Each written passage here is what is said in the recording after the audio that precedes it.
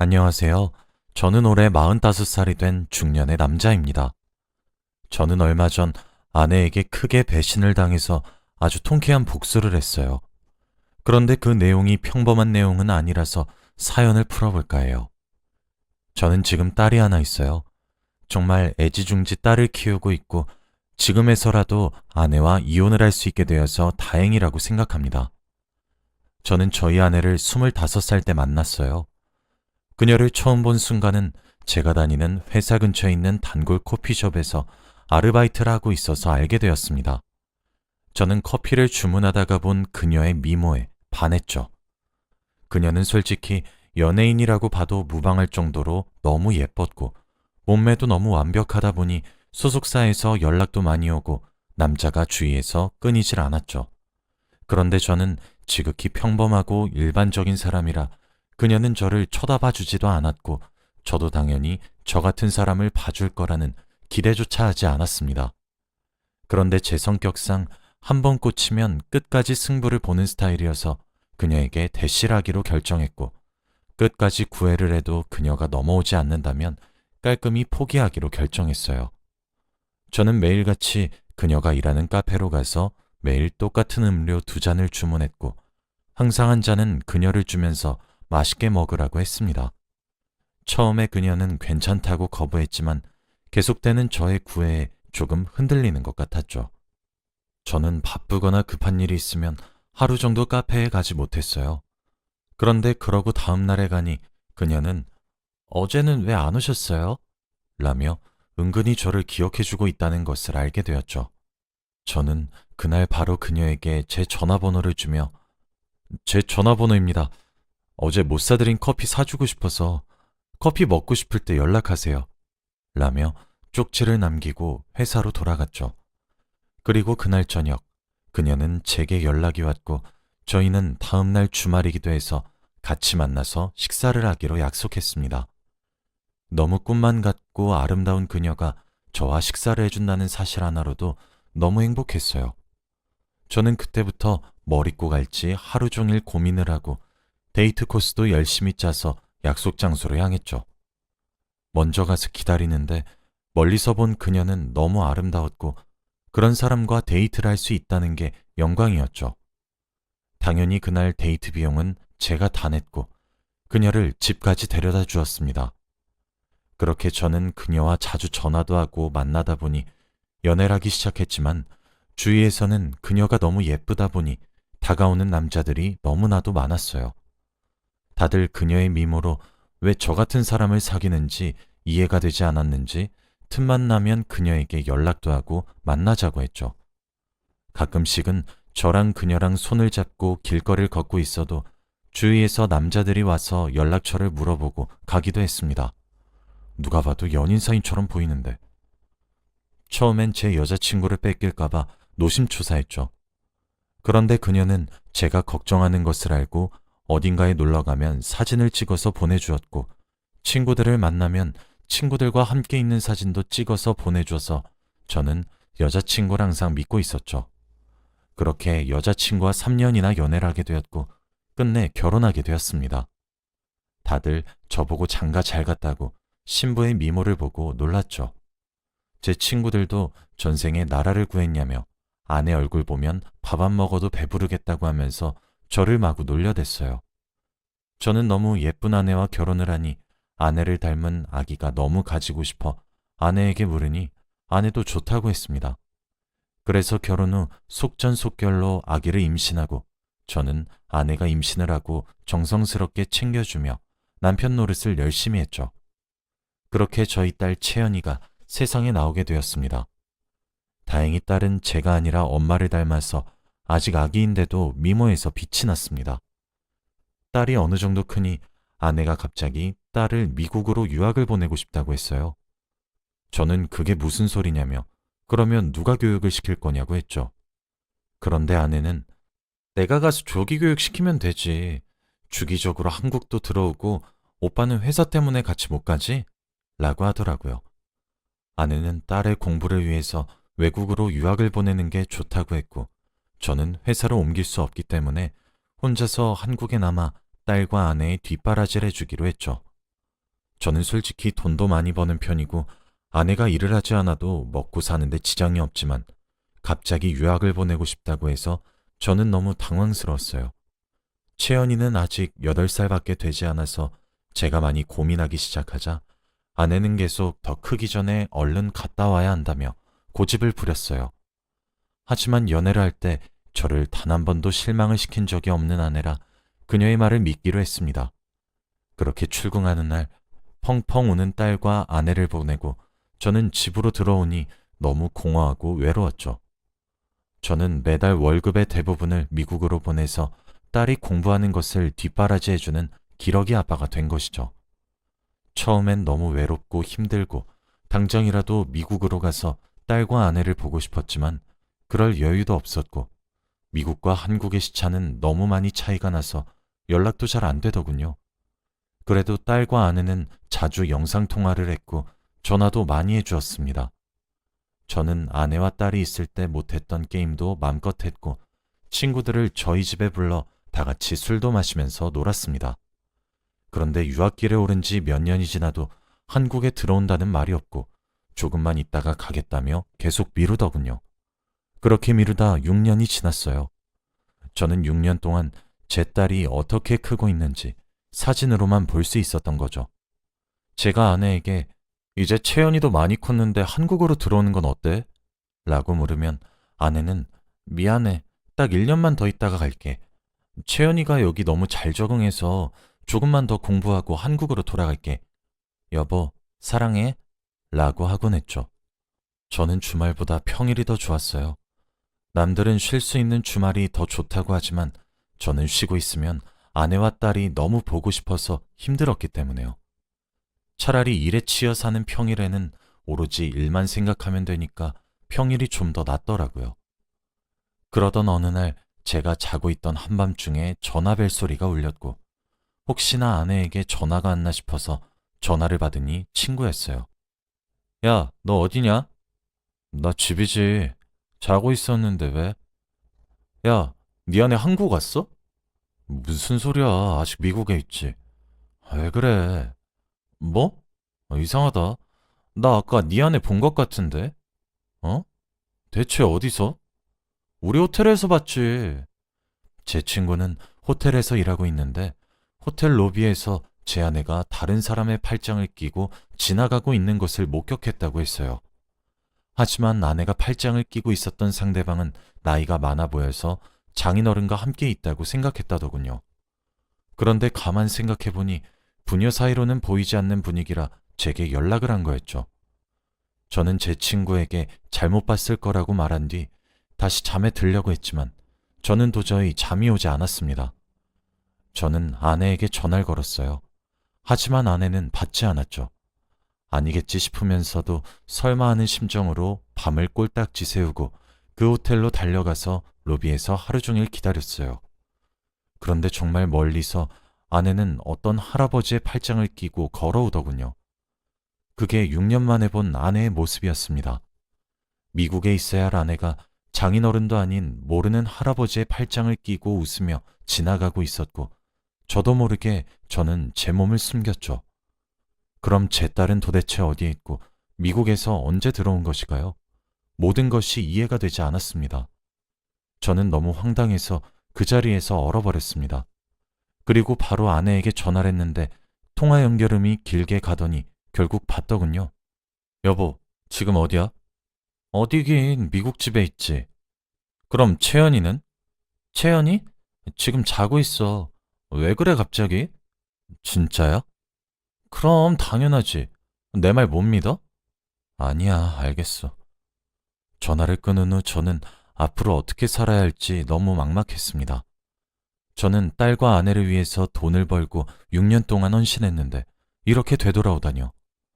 저는 회사에 몸이 아프다 핑계를 댄 뒤 그들을 미행하기 시작했습니다. 그들은 최고급 레스토랑에 가서 맛있는 음식을 먹고 난 후 별장으로 가서 둘만의 시간을 보내더군요. 아마 돈 많은 할아버지와 바람을 피우고 있는 것 같아요.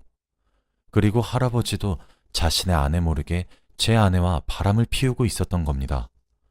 저는 참을 수 없는 배신감과 분노로 아내와 이혼을 하기로 결심했고 이혼을 하기 위해 필요한 증거를 수집하기 위해서 사람을 시켜 그들의 뒷조사를 했습니다. 조사를 했더니 아내는 예쁜 미모로 돈 많은 할아버지를 꼬셔서 명품 가방과 옷들을 잔뜩 샀고, 할아버지는 저희 아내를 여자친구로 주위 사람들한테 소개하고 다니면서 지내고 있더군요. 그들은 매주 주말만 되면 별장으로 가서 둘만의 시간을 보냈고, 평일에는 같이 골프도 치러 다니기도 했습니다. 저는 증거도 어느 정도 다 모았고, 이제 아내에게 제대로 복수를 해주기 위해 아내를 만나 당당히 이혼 서류를 내밀려고 했어요. 그런데 아내는 제 연락도 잘 받지 않아서 도저히 만날 수가 없더군요. 저는 왠지 아내와 딸에게 돈을 보내지 않으면 아내가 연락이 올 것 같아서 돈을 보내지 않기 시작했어요. 그랬더니 정말로 아내에게 전화가 왔습니다. 여보, 왜 돈 안 보냈어? 내가 너한테 돈을 왜 보내냐? 너 돈 많은 영감탱이랑 잘 먹고 잘 살고 있더만. 여보? 아니, 그게 아니라 언제 한 거야? 뭐? 너 지금 그게 중요해? 도대체 한국엔 언제 들어온 거고 채연이는 어디서 뭐 하고 있는 거야? 그냥 이혼하자 우리. 여보, 일단 만나서 얘기해. 제발 부탁이야. 6년 동안 한 번도 만나자는 말 없었으면서 이혼하자니까 만나자고 하냐? 넌 양심도 없니? 오빠, 나도 다 사정이 있어서 만나서 얘기해. 어? 저는 증거물을 다 가지고 약속 장소에 갔고 혹시 몰라서 녹음기도 켜서 녹음을 시작했습니다. 아내는 먼저 도착해서 저를 기다리고 있더군요. 여보, 오랜만이야? 몇 년 만에 안색이 좋아 보인다? 왜? 영감탱이가 피부 미용도 해주더냐? 여보, 화내지 말고 우선 내 얘기 좀 들어봐. 아내는 미국으로 채연이와 함께 떠난 후 정말 열심히 채연이의 교육을 위해서 힘썼다고 합니다. 하지만 채연이는 미국 생활에 잘 적응도 못하고 한국인 차별도 너무 심해서 가출도 밥 먹듯이 했다고 해요. 그런데 아내는 이런 얘기를 저한테 하면 한국에서 혼자 있을 저에게 짐이 되는 것만 같아서 혼자서 끙끙 앓고 있었는데, 그때 손을 건넨 사람이 바로 그 할아버지였다고 해요. 자기도 그 사람을 좋아하고 있는 건 아닌데 자기한테 퍼주고 돈도 많아서 끌렸다고 합니다. 아직 딸이 있다는 사실도 모른다고 해요. 그래서 채연이 지금 어딨어?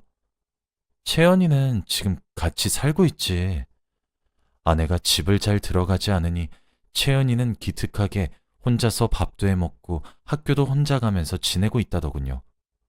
채연이는 왜 나한테 연락을 안 해? 그게 사실은 내가 오빠한테 연락하지 말라고 했어. 연락하면 오빠가 싫어할 테니까 하지 말라고. 미안해.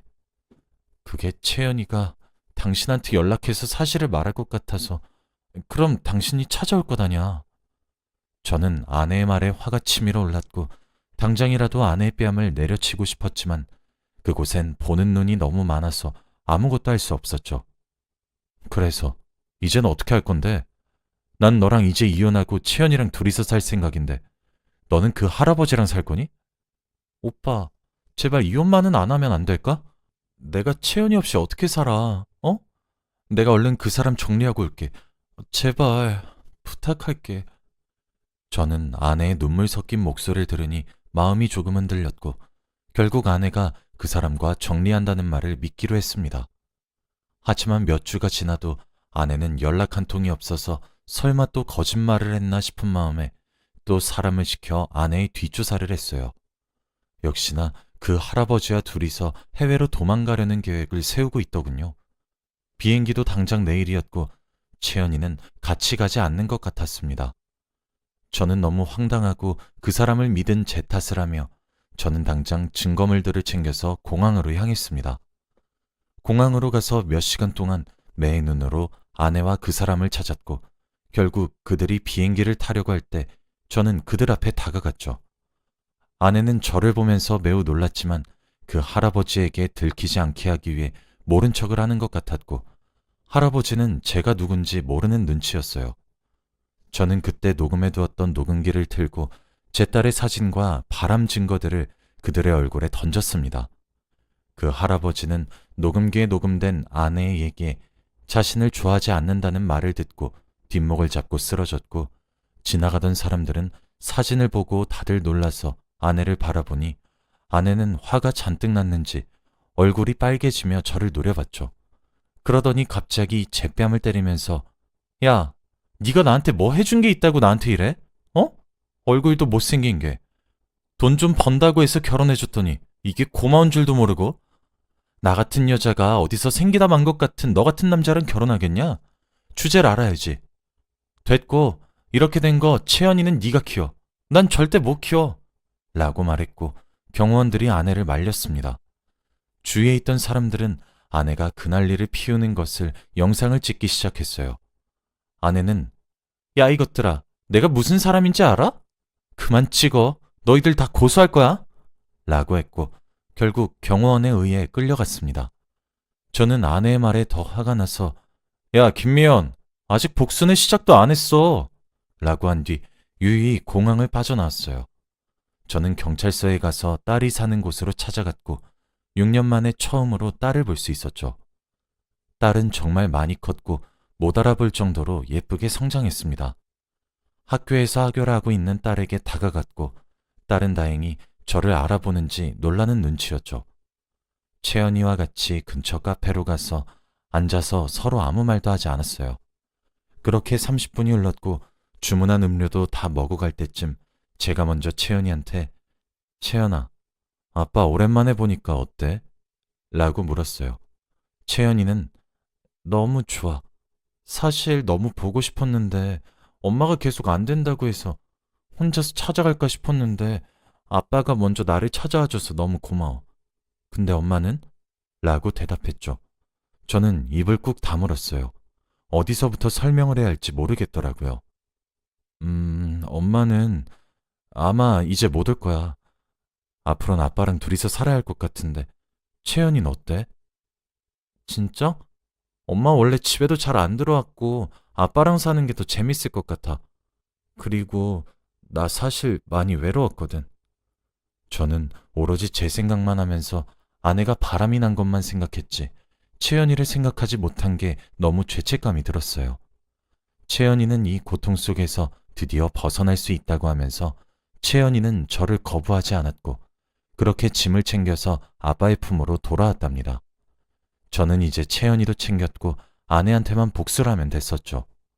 저는 변호사를 선임해서 우선 최대한 그 할아버지를 철저히 조사해서 구속을 시킬 수 있는 방법을 마련하려고 했습니다. 그 할아버지 아내분을 찾아가서 아내와 바람을 핀 증거를 보여드리고 결국 이혼을 진행하도록 했죠. 알고 보니 그 할아버지는 소문이 자자한 아주 악질인 인간이었더라고요. 그래서 그 할아버지는 구속이 쉽게 진행되었습니다. 이제 아내에게만 복수하면 되는데 혼자서 곰곰이 생각했죠. 평범하게 이혼을 하고 위자료를 청구하는 건 너무 식상했고 어떻게든 아내가 고통스럽게 벌을 받았으면 좋겠다고 생각했거든요. 그래서 저는 고심 끝에 아내를 입원시키기로 했습니다. 저와 채연이는 정신과 상담도 받으면서 의사들에게 동의서를 받았고 그때 공항에서 사람들이 찍었던 영상 덕분에 증거가 확보되었죠.